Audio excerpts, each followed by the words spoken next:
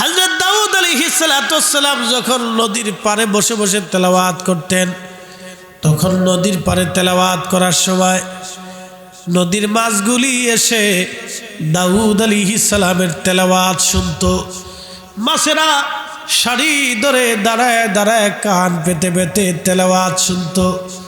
দাউদের তেলাওয়াত এত সুন্দর, বনের পশুরা স্থলভাগে বসে বসে শুনতো, আকাশের পাখিরা গাছের ডালে বসে বসে শুনতো, আর নদীর মাছগুলি নদীর কিনারা এসে এসে এসে এসে তারা শুনতো। এই সুযোগ পাইয়া কিছু বেঈমানরা, কিছু নিমক হারামরা, তারা নদীর চারপাশে সুন্দর করে ঘিরে কিছু ফাঁকা জায়গা রাখত। হযরত দাউদ আলাইহিস সালাম যখন জবুর শরীফ তেলাওয়াত করতেন, তখন ওই মাছেরা ওই ফাঁকা জায়গা দিয়ে এসে দাউদ আলাইহিস সালামের জবুর তেলাওয়াত শুনত। আর ওই জেলেরা ওই মাছ যারা মারত, তারা ওই জবুর তেলাওয়াত শেষ হয়ে যাওয়ার পরে ওই যেই ফাঁকা জায়গা, রাস্তা দিয়ে মাছ আসবে, ওই জায়গাটা তারা আটকায় দিত, আর কোনো মাছ বের হতে পারত না। ওই মাছগুলি তারা ধরে ধরে ধরে ধরে নিয়ে বিক্রি করত। আল্লাহ ডাক দিলেন, দাউদ তুমি তাদেরকে বলে দাও তারা যেন এই মাছগুলি যেন তারা এই না মারে। হযরত দাউদ আলাইহিস সালাম শনিবারের দিন বসে বসে জবুর তেলাওয়াত করতেন, ওরা এই শনিবারের দিন মাছ মারত। দাউদ আলাইহিস সালাম নিষেধ করলেন, হে জেলেরা, আমার তেলাওয়াত শোনার জন্য যে মাছগুলি আসে তোমরা সাবধান, এই মাছগুলি তোমরা কিন্তু মারবা না। ওরা কিন্তু চালাকি করলো, মাসলা চেঞ্জ করলো, এই দিন আমরা মারব না, ঠিক আছে, কিন্তু ওইভাবে আমরা জাল পেতে রাখবো, মাছেরা আমাদের রাডারের ভিতরে ঢুকবে। ওরা শনিবারের দিন দাউদ আলাইহিস সালাম তেলাওয়াত করবে, আমরা মুখ আটকায় রাখবো, রবিবারের দিন আমরা মাছ মারব। বুঝছেন নি কি চালাকের চালাক? ওরা শনিবার দিন আটকে রাখতো, রোববার দিন মাছ মেরে নিয়ে যেত। দাউদ আলাইহিস সালাম নিষেধ করার পরেও তারা মাছ মারা বন্ধ করলেন না। কিন্তু নবীর নিষেধ সত্য, মাছ মারা যখন বন্ধ করলো না, তখন আল্লাহর আকাশ থেকে, আল্লাহর পক্ষ থেকে লানত এসে গেল। লানত এসে যাওয়ার পরের দিন, পরের সপ্তাহে ওরা যখন মাছ মারতে গেল, মাছ টাছ মেরে বিক্রি টিক্রি করে রাত্রিবেলা এসে ওরা ঘুমাইছে। ঘুম থেকে সকালবেলা সবাই উঠে দেখে সবাই বানর হয়ে গেছে, বানর বানর বানর হয়ে গেছে, বানর। সব জেলেগুলি বানর হয়ে গেছে, তাদের বাচ্চারা বানর হয়েছে, তারা বানর হয়েছে, তাদের স্ত্রী যারা তারাও বানর হয়ে গেছে। পুরা একটা জনপদ বানর হয়ে গেল। বানর, তারা বানর হয়ে যাওয়ার পরে একেবারে বানরের মতো করে ফেললেন আল্লাহ। 3 দিন পর্যন্ত তারা ওই অবস্থায় ছিল। 3 দিন পরে তারা মারা গেল, মারা পড়ল। অনেকে বলে বানর এইখান থেকে তৈরি হয়েছে, না, বানর এখান থেকে তৈরি হয় নাই, এর আগেও বানর ছিল। আল্লাহ রাব্বুল আলামিন এই বানর বানায়া তাদেরকে শাস্তি দিয়ে দিলেন। আমরা যে পরিমাণে আল্লাহর আবাধ্য হই, রসুলের আবাধ্য হই, আল্লাহ ইচ্ছা করলে আমাদেরকে বানর, শিয়াল, কুত্তা বানাই দিতে পারতেন, অথবা আল্লাহর আকাশ থেকে পাথর নিক্ষেপ করতে পারতেন, ভূমিকম্প দিয়ে একসাথে ধ্বংস করে দিতে পারতেন, জলোচ্ছ্বাস দিয়ে আমাদেরকে ডুবিয়ে ফেলতে পারতেন, আকাশ থেকে পাথর নিক্ষেপ হতে পারতেন, আল্লাহ আগুন নিক্ষেপ করতে পারতেন, আল্লাহ মহামারী দিয়ে একবারে ধ্বংস করে দিতে পারতেন, আল্লাহ দুর্ভিক্ষ দিয়ে না খাওয়ায় আমাদেরকে মেরে ফেলতে পারতেন। কিন্তু আল্লাহ একবারে সমূল ধ্বংস করেন না। কারণ হলো আল্লাহ নবী দোয়া করেছিলেন, আল্লাহ আল্লাহ জাবলে আবু সিলা পাহাড় এখনো আছে, যদি কেউ মদিনাতে যান, খন্দকের যুদ্ধের ময়দানের পিছনে একটা পাহাড় আছে, এই খন্দকের পাহাড় বলা হয়। এই খন্দকের পাহাড়ের পিছনে আর একটা পাহাড় আছে, জাবালে আবু সিলা। এই জাবালে আবু সিলাতে নবীজি 3 দিন 3 রাত সেজদায় পড়ে কেঁদেছিলেন। একাধারে খেয়ে না খেয়ে 3 দিন সেজদায় কেঁদেছিলেন। 3 দিন সেজদায় কেঁদে কেঁদে বললেন, ইয়া রাব হাবলি উম্মতি। আল্লাহ ডাক দিলেন, বন্ধু উম্মতের জন্য কেন কাঁদেন? আল্লাহ নবী ডাক দিয়ে বলেন, আল্লাহ আমি জানি অন্যান্য উম্মতদেরকে আপনি ধ্বংস করে দিয়েছেন। আল্লাহ আপনি দাউদের উম্মতকে ধ্বংস করে দিয়েছেন, বানর বানায় ফেলছেন। আপনি নূহ আলাইহিস সালামের উম্মতকে আপনি মহাপ্লাবন দিয়ে ধ্বংস করে ফেলছেন। আল্লাহ আপনি হযরত মুসা কালিমুল্লাহর উম্মতকে আপনি নীল নদের মধ্যে চুবাইয়া মারছেন। আল্লাহ আপনি নমরুদকে মশা দিয়ে ধ্বংস করে দিয়েছেন। আল্লাহ আপনি বহু জাতিকে আপনি মাটি ধস দিয়ে সালেহ আলাইহিস সালামের উম্মতকে ধ্বংস করে ফেলছেন। আল্লাহ কওমে লূতকে আপনি মাটি চাপা দিয়ে একবারে ধ্বংস করে দিয়েছেন। আল্লাহ আপনি আমার উম্মতকে ধ্বংস করবেন না, আপনি ওয়াদা করেন। আল্লাহ ডাক ডাকা বন্ধু আপনি দোয়া করলেন, কবুল করে নিলাম। জান আমি ওয়াদা করলাম আপনার উম্মতকে কিয়ামত পর্যন্ত টিকায় রাখবো, আমি আল্লাহ একবারে ধ্বংস করে দেব না। একবার জোরে বলা যাবে কি আল্লাহু আকবার। ধুলির ধারা বেহেশত আজ জয় করিল দিল রে লাজ। আজকে খুশির ঢল নেমেছে ধূসর সাহারায়। সাগর আকাশ বাতাস দেখবি যদি আয়। আল্লাহুম্মা সাল্লি আলা, জবান খুলে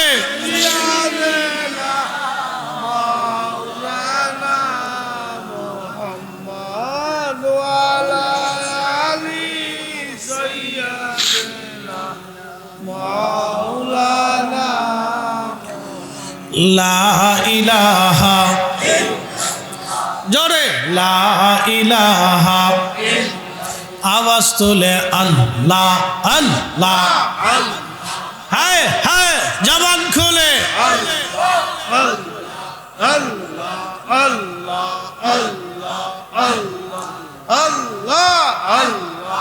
আল্লাহ আল্লাহু রে মন আল্লাহ করহু জপনা। আল্লাহর জিকির আল্লাহর জিকির না করিলে দিল তো জিন্দা না হো।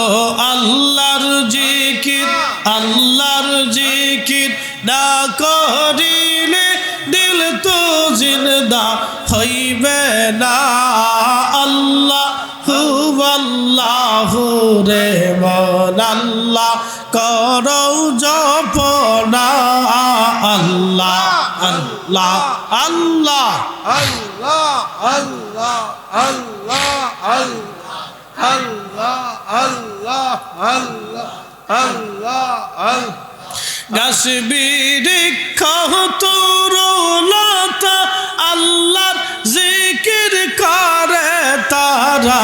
গাছ বৃক্ষ তরুলতা সবুজ গাছের কচি পাতা জিকিরে লাইছে মাথা নয়ন খুইলা দেখো না। আল্লাহ আল্লাহ রে মন আল্লাহ কর জপনা। আল্লাহ আল্লাহ আল্লাহ আল্লাহ আল্লাহ আল্লাহ আল্লাহ আল্লাহ আল্লাহ আল্লাহ। আল্লাহর জিকির আল্লাহর জিকির না করিলে দিল তো জিন্দা হইবে না। আল্লাহ আল্লাহ রে মন আল্লাহ করো জপনা। আল্লাহ আল্লাহ আল্লাহ আল্লাহ আল্লাহ আল্লাহ আল্লাহ আল্লাহ। আইসা ভাবে যাইতে হবে বেবে কেনে ভাবনা। আইসা ভাবে যাইতে হবে বেবে কেনে ভাবনা। আদম ফরিদি বেবে মানে আল্লাহর জিকির সাইরা না। আল্লাহ আল্লাহ রে মন আল্লাহ কর জপনা। আল্লাহ আল্লাহ আল্লাহ আল্লাহ আল্লাহ আল্লাহ আল্লাহ আল্লাহ আসমান জমিন গ্রহ তারা আল্লাহ জিকির করে তারা মানুষ হইয়া তোমরা কেনে আল্লাহর জিকির করো না আল্লাহ আল্লাহ রে মন আল্লাহ করো জপনা আল্লাহ আল্লাহ আল্লাহ আল্লাহ আল্লাহ আল্লাহ আল্লাহ আল্লাহ আল্লাহ আল্লাহ আল্লাহর জিকির না করিলে দিল তো জিন্দা হবে না আল্লাহ রে মন আল্লাহ করো জপনা আল্লাহ আল্লাহ আল্লাহ আল্লাহ আল্লাহ আল্লাহ আল্লাহ আল্লাহ আল্লাহ আল্লাহ আল্লাহ আল্লাহ আমি জানে জহবা আলো বাসিলাম রে আল্লাহ আল্লাহ আল্লাহ আল্লাহ आगे तो ना जानी जा जाके ये सोहिना बूझी जा वहाँ क्या ने जे भावा आलो बाशिलम रे ये अल्लाह अल्लाह আল্লাহ আল্লাহ আল্লাহ আল্লাহ আল্লাহ ভালো হবে সে খুদায়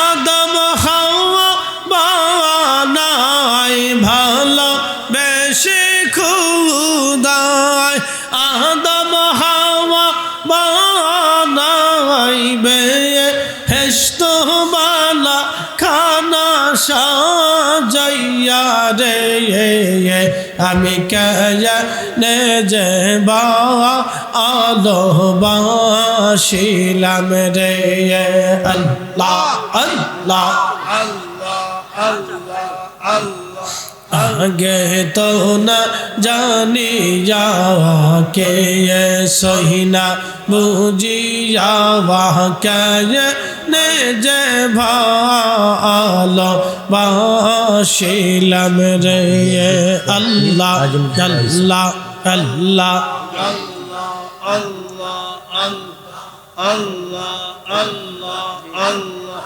Allah.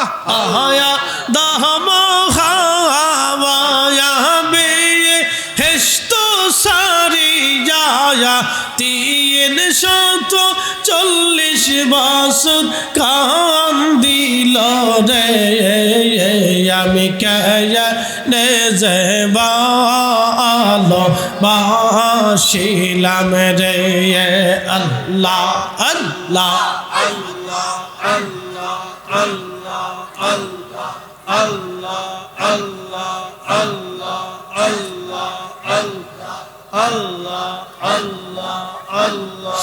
বাঁশরি বাজাইয়া উদাসী বানাইয়া বাঁশরি বাজাইয়া উদাসী বানাইয়া দে এসবি দাসে আমায় ঘুরাইলা রে আমি কেনে যে ভালো বাসিলাম রে আল্লাহ আল্লাহ আল্লাহ Allah, Allah, Allah, Allah, Allah, Allah, Allah, লা ইলাহা ইল্লাল্লাহু মুহাম্মাদুর রাসূলুল্লাহ।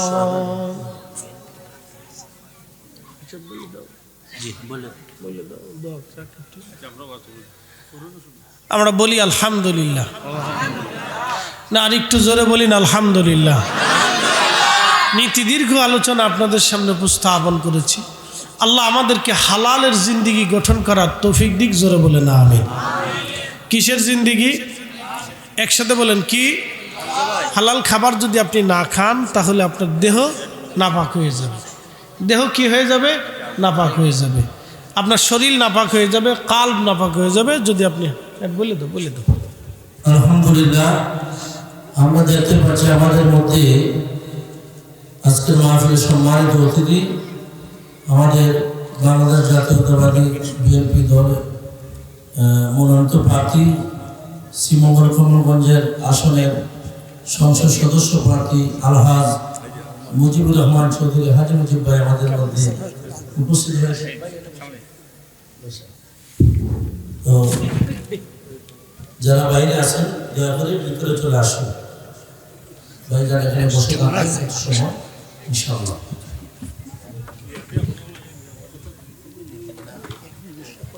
দাও। আচ্ছা, এখনই আমাদের মাঝে তিনি কথা বলবেন। সালাম দিবেন, আমাদের দোয়া চাবেন। শ্রীমঙ্গল কমলগঞ্জের মাটির মানুষের নেতা আলহাজ মুজিবুর রহমান চৌধুরী, হাজি মুজিব। নারে তাকবীর, নারে রিসালাত, আহলে সুন্নাত ওয়াল জামাত। বিসমিল্লাহির রহমানির রহিম। আসসালামু আলাইকুম ওয়া রাহমাতুল্লাহি। সম্মানিত মুসলিমের কালাম, আমি আপনাদের কাছে দোয়া চাইতে আসছি, আমার জন্য দোয়া করবেন।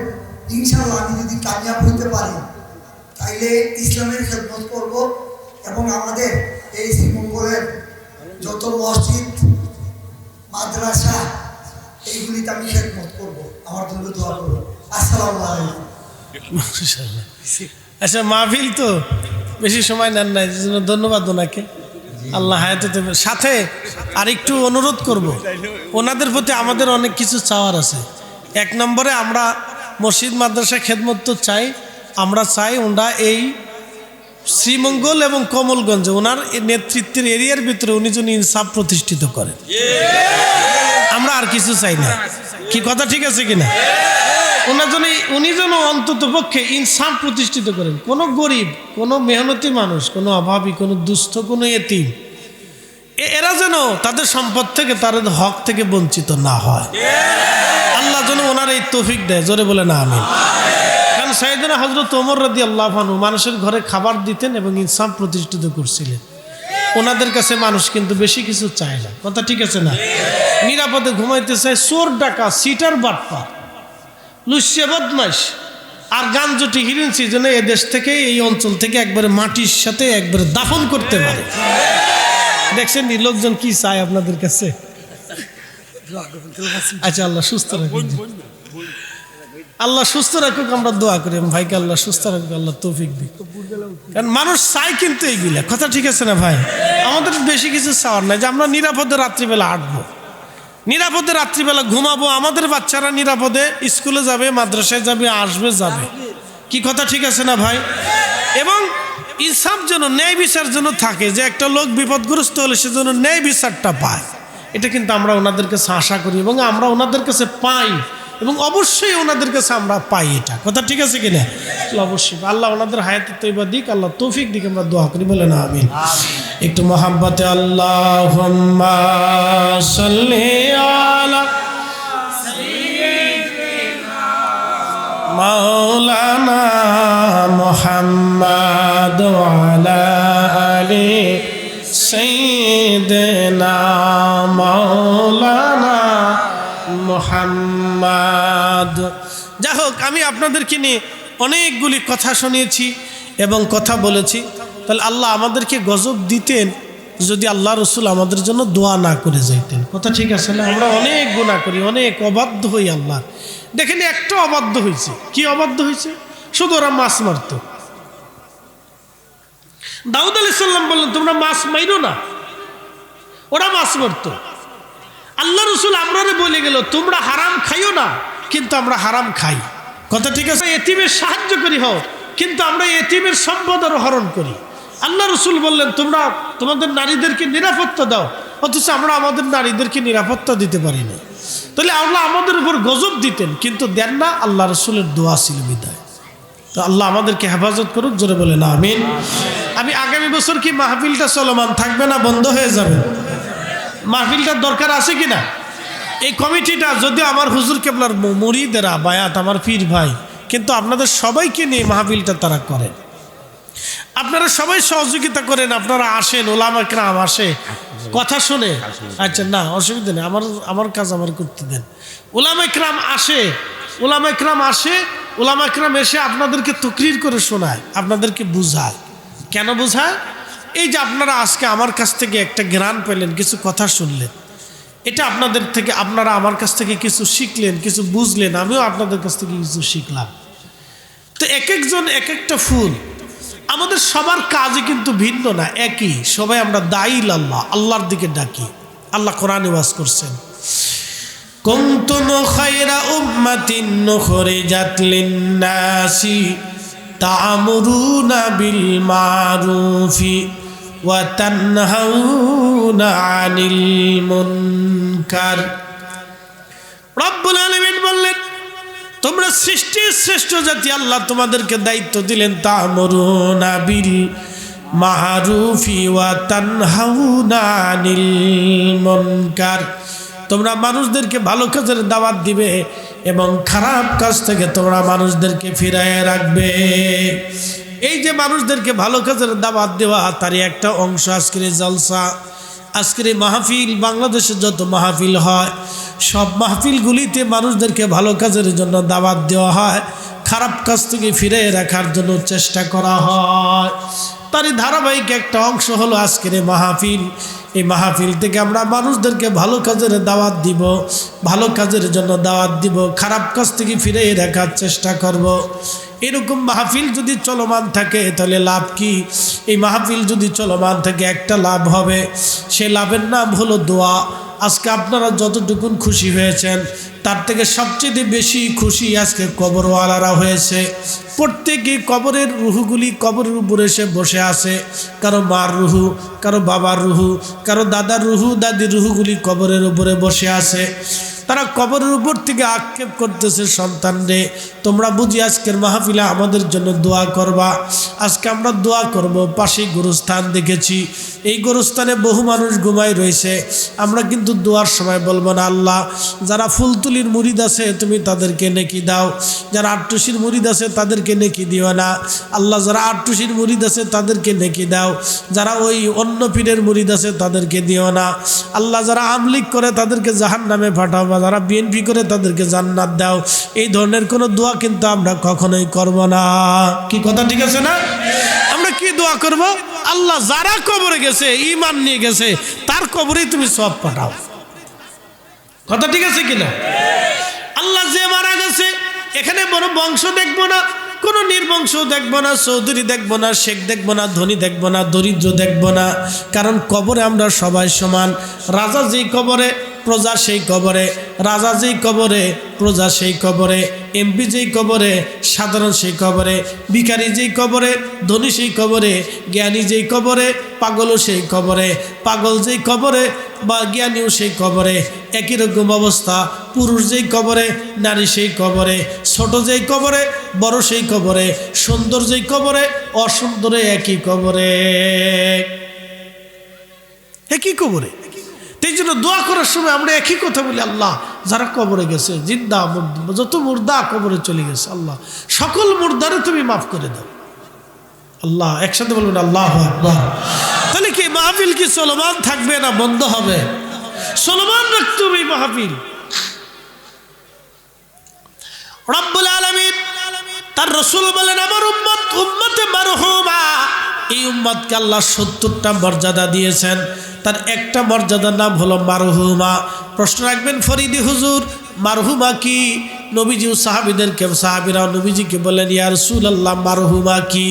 নবীজি বললেন, সাহাবীরা আমার উম্মত গুনাহ নিয়ে কবরে যাবে এবং নেকি নিয়েও কবরে যাবে, কিন্তু কবর থেকে হাসরের ময়দানে যখন উঠে দেখবে, তখন দেখবে উহুদ পরিমাণে, পাহাড় পরিমাণে বড় বড় নেকি হয়ে গেছে। আল্লাহর বান্দা ডাক দেবে, রব্বুল আলামিন এত নেকি তো আমি পাঠাই নাই, কিন্তু এত নেকি তুমি আমার কেন দিলা? আল্লাহ ডাক দেবে, বান্দারে তুমি দুনিয়াতে মাদ্রাসা বানাইছিলা, আলেম বানাইছিলা, তুমি দুনিয়াতে মসজিদ বানাইছিলা, মুসলমানরা নামাজ পড়ছিল, তোমার আমল নামায় নেকি আসছিল। তুমি মাদ্রাসা বানাইছিলা, মাদ্রাসার ছেলেরা কোরআন পড়ছিল, হাদিস পড়ছিল, ওই কোরআন হাদিসের নেকিগুলি তোমার কবরে আসছিল। মাদ্রাসায় দোয়া হয়েছিল, ওই দোয়াগুলি তোমার কবরে আসছিল। তুমি রাস্তা বানাইছিলা, মানুষ যতদিন রাস্তায় হাঁটছে ততদিন তোমার কবরে নেকি গেছে। তুমি টিউবওয়েল গেড়ে দিয়েছিলা, মানুষ যতদিন পানি খাইছে ততদিন তোমার আমল নামায় নেকি গেছে। তুমি একটা কুয়ার খনন করেছিলা, মানুষ যতদিন পানি খাইছে ততদিন নেকি গেছে। তুমি একটা বাগান বানাইছিলা, ওই বাগানের ফল পশু পাখিরা খাইছে, তোমার আমল নামায় নেকি গেছে।